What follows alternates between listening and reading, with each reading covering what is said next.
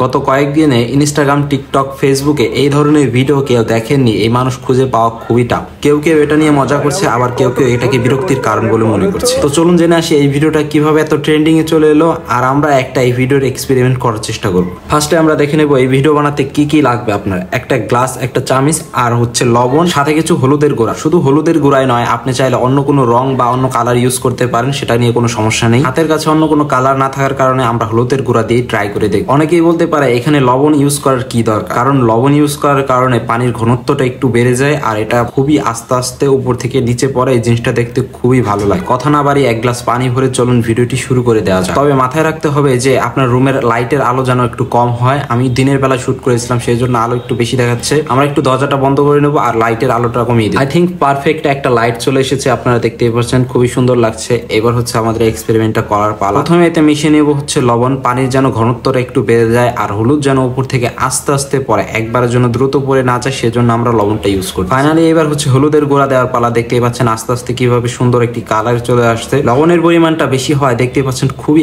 আস্তে আস্তে পড়তেছে। লবণটা আর একটু কম দিলে হয়তো আর একটু বেটার ভাবে সুন্দরভাবে। আপনার করার সময় অবশ্যই লবণের পরিমাণটা একটু দেখে নেবেন, আর এইরকম একটা ওয়াও রিঅ্যাকশন দিতে হবে আপনাকে। আচ্ছা সরি, ব্যাকগ্রাউন্ডে মিউজিক দিতেই ভুলে গেছি।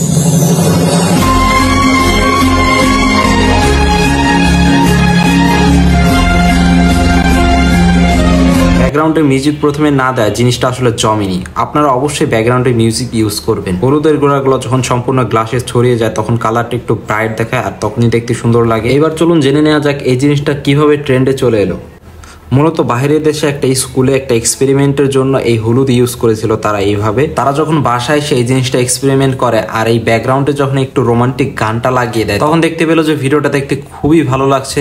এরপর একজনের দেখাতে গিয়ে আরেকজন করতে করতে এখন বাংলাদেশ, ইন্ডিয়া, পাকিস্তান সহ আরো বিভিন্ন দেশে এই জিনিসটা এখন ট্রেন্ডিং এ চলছে। সবাই এই ধরনের ভিডিও বানাচ্ছে। তো সবাই ভালো থাকবেন, সুস্থ থাকবেন, দেখা হচ্ছে পরের কোনো ভিডিওতে। আর আপনি যদি এই ধরনের ভিডিও বানাতে চান তাহলে আজই বানিয়ে ফেলুন। তবে সাবধান, হলুদের গুঁড়া নেওয়ার সময় যেন আম্মু বকা না দেয়।